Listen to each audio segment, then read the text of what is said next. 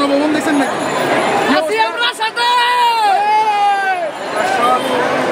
বাংলাদেশ বিজয়ের উল্লাসে মুখরিত।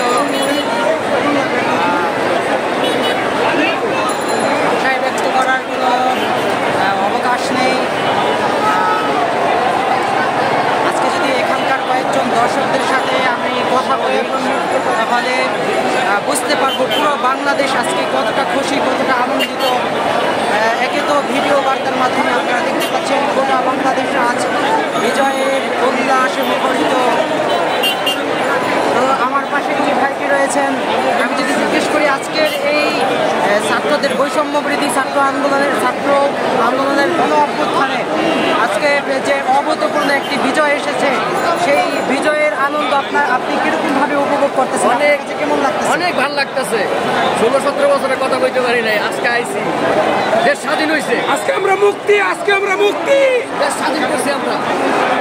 দর্শক শ্রোতা, এই মুহূর্তে আপনারা কিন্তু সেই একটি বিজয়ী বার্তা আপনারা শুনতেছিলেন। এতদিন পর্যন্ত যারা ভয়ের কারণে এই জালেম শাহীর বিরুদ্ধে, পুলিশ সরকারের বিরুদ্ধে কথা বলতে সাহস পায়নি, আজকে কিন্তু এই ছাত্রদের গণ অভ্যুত্থানে এবং ছাত্র মেমোরেন্ডামে আজকে সারা বাংলাদেশ এই বিজয় আনন্দ উপভোগ করছে। সেই তার ভিত্তিতে এবং সেই ভিত্তিতে বিজয়ের ভিত্তিতে কিন্তু যারা ভয়ের কারণে এতদিন পর্যন্ত চুপ ছিল, আজকে সবার মুখ খুলেছে। এক কথায় আমরা ভাষাগতভাবে স্বাধীন হয়েছি এবং আমাদের গোটা বাংলাদেশ একটি নতুন রূপে ফিরে এসেছে। গোটা বাংলাদেশ পুনরায় পূর্ণ স্বাধীন পেয়েছে। সেটি কিন্তু এখানকার জনগণের বিজয়ী আনন্দ এবং উল্লাসের মাধ্যমে আমরা সেই ইন্ডিয়ার হাত থেকে মুক্তি পাইছে, ইন্ডিয়ার হাত থেকে মুক্তি পাইছে। কিন্তু